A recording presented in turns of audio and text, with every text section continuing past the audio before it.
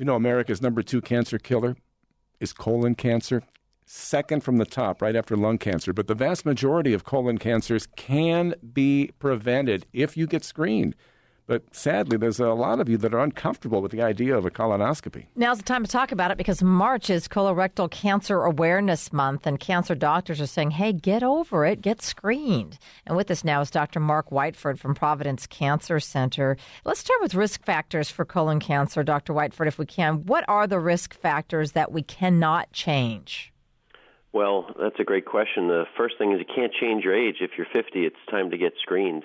Other things would be if you had a personal or family history of colorectal cancer or polyps, at which time you need to get in there a little sooner. And then some people have ulcerative colitis, which is an inflammatory condition of the bowel that predisposes them to getting cancer. All right. So what about the risk factors we can control? Well, again, the first thing is to go ahead and get screened. You can take the initiative and go and get screened. But other things that we all love to do as good Portlanders is to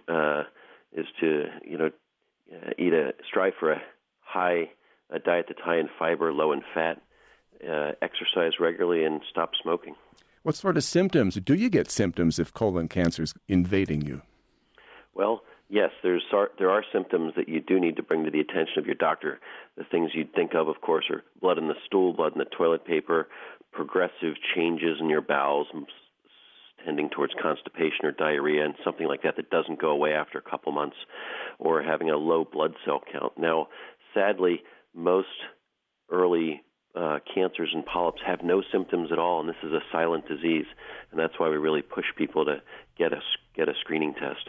You want to make somebody instantly uncomfortable, mention a colon screening, and they'll just sort of shudder, like I'm dreading that and all that. What can you say to those people that are worried about doing that? Well, first of all, I sadly, it's that exact reason why colon cancer is the number 2 cancer killer in America. People are scared and nervous. But the reality is that a colonoscopy itself is a very easy procedure. You sleep through it, you get a great nap, and you just have to take a colon cleanse the night before, and that's a little bit uncomfortable, and maybe it tastes a little bad. But the feeling you get afterwards to know that you may have saved your life and should really be worth it. It's truly just a sad thing that our society is embarrassed about it. So to put it bluntly, get your butt to the doctor. That's right. Dr. Mark Whiteford from Providence Cancer Center. You don't have to become a victim of colon cancer. You can be proactive and just get it out of the way.